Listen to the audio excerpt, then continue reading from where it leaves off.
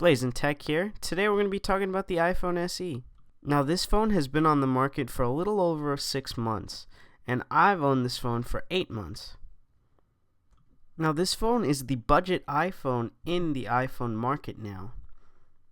Now it has a 4-inch 1136 by 640 pixel resolution screen at about 326 ppi, which is about 720p for those of you guys that aren't really into numbers, and it's about 4.5 inches long. Now if you haven't noticed already, this is an iPhone carbon copy of the iPhone 5S and 5 models, with the exception of that 5 having that really beautiful deep black. My phone here is space gray.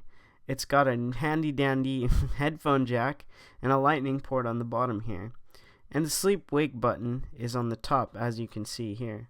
Unlike the older 5C, this phone used to be a flagship, so the iPhone 5S was very high quality, and this iPhone SE is very high quality too. So when you put this phone in your hand, you can tell you're holding something of quality.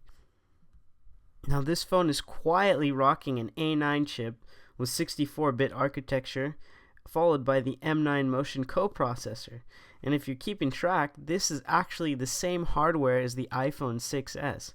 So essentially what Apple's done is they've crammed a 6S into a 5S body for a fraction of the price of a 6S. This camera is great. It's a 12 megapixel shooter at f2.2, and it shoots 1080p at 60 frames and 4K at 30 frames. The front camera, however, is really bad. It's a 1.2 megapixel, so your selfies aren't going to be crisp, and it only shoots 720p video. So essentially, this is a very powerful 4-inch phone, and it feels powerful. I feel like the OS is really optimized on this 4-inch screen, and I can accomplish a lot. Even though the screen is 720p, you can't really tell since the screen is so small. And as a result, the battery lasts all day as well, so you've got a really sharp display. Now, I've owned this phone for 8 months and it hasn't really slowed down, and the thing I like to say is it does everything well. It's the sensible option, it's affordable, it's practical, it's just like a Corolla.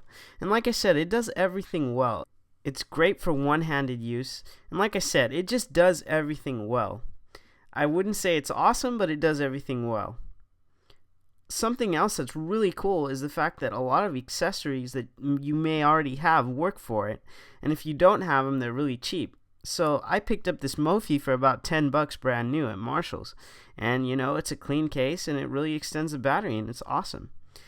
This phone is great. My closing remarks are that in the 8 months that I've owned this phone, I haven't really had any complaints. But it's just another iPhone, and you know, I've owned 4 iPhones, and they're all the same. The iOS is the same, and it's getting a little boring to me. But this phone does a great job, and I can't really complain about the build quality. I can't really complain about the speed. Some days I really complain about the screen size. Other days I really love it, and it's really a love and hate relationship. But at this price point, you're getting that iPhone experience, you're getting the build quality, you're getting the reliability that Apple touts, and I'd really recommend it to anybody. For this price point, you really can't beat it. Thanks for watching, guys. If you enjoyed this review, this 8-month review, check out my other review. I'll leave that down below.